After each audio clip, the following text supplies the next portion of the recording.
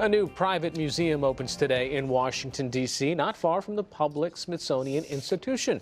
The massive Museum of the Bible is devoted to an enduring subject of debate.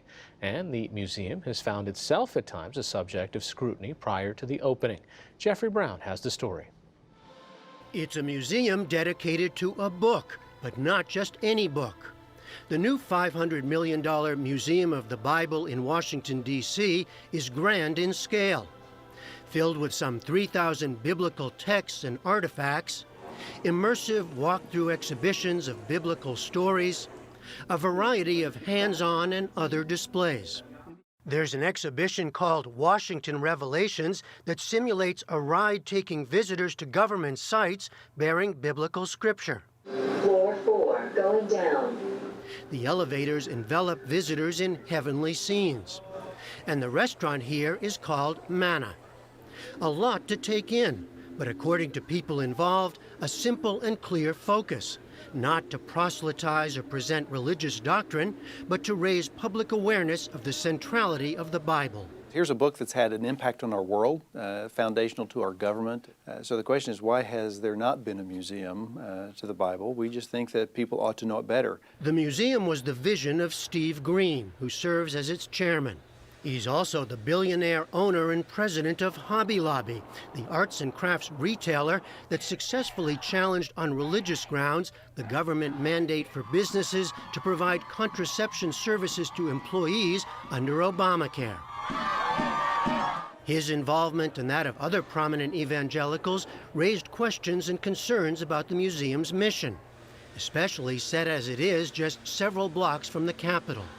To place a museum of the Bible here, is that not a political statement in any way?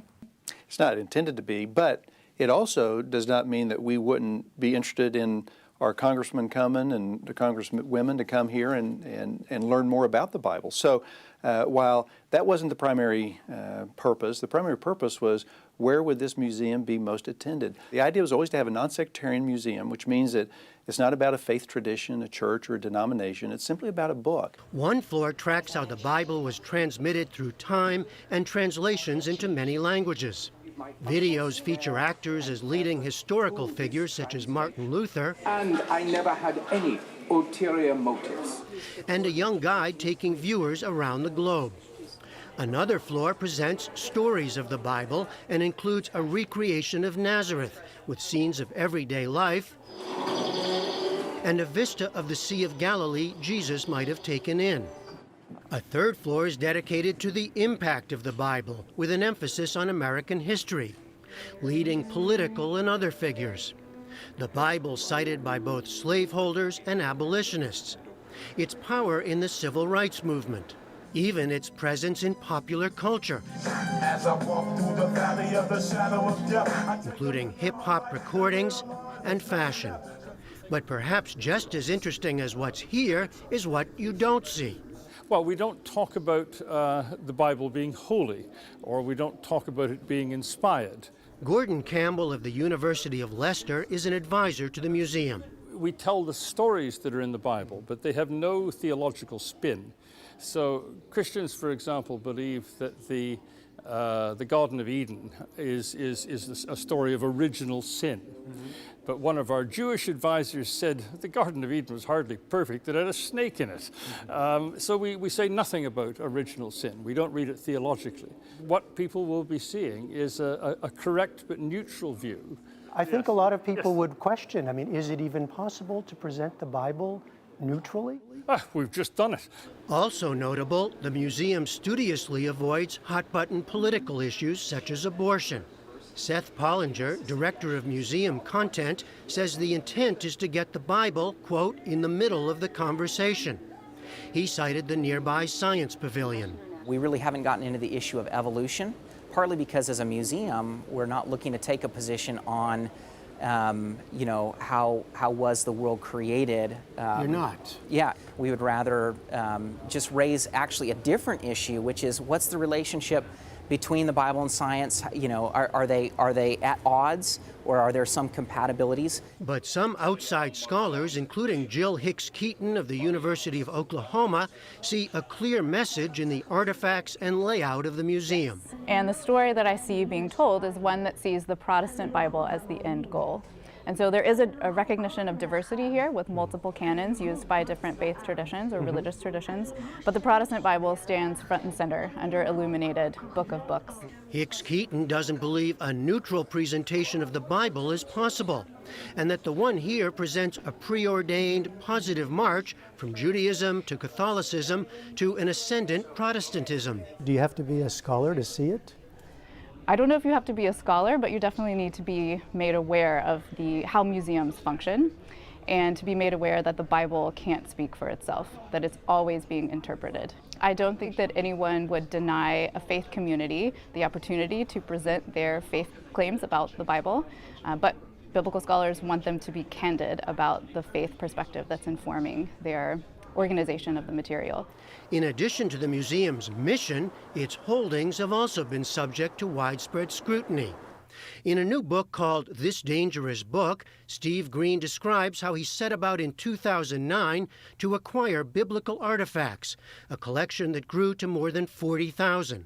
This past summer, Hobby Lobby paid a $3 million fine and forfeited thousands of artifacts after the Justice Department said items had been intentionally mislabeled and smuggled out of Iraq. Deborah Lair heads the Antiquities Coalition, which works to stop looting and trafficking.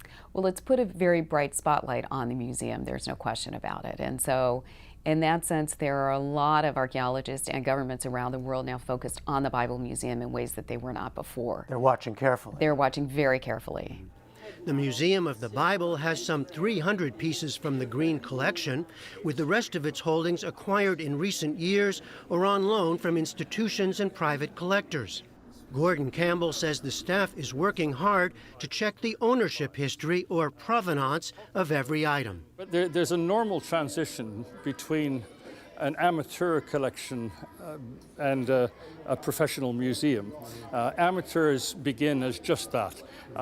They sometimes take bad advice and they make mistakes, and we made mistakes. But as we became a museum, we professionalized.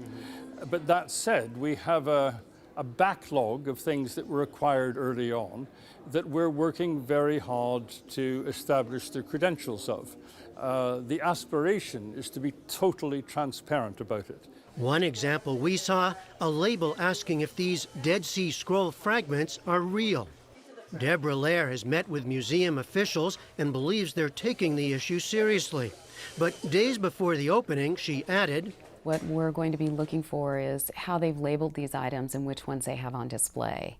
There are certain items that we are aware of that have come into question because we've been approached by some of the Middle Eastern governments raising concerns. So you'd rather see them not display it right now? That's right. We would rather see them not display any item that is under question.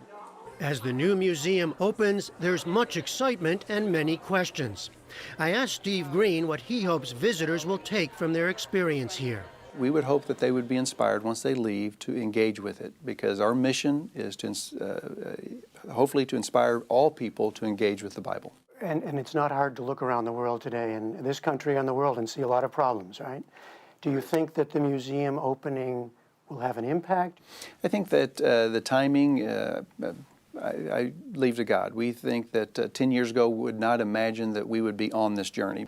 And we think that this book helps answer some of the problems that mankind faces. Hopefully it will bring some unity and peace and hope for people if they would consider this book. For the PBS NewsHour, I'm Jeffrey Brown at the Museum of the Bible in Washington.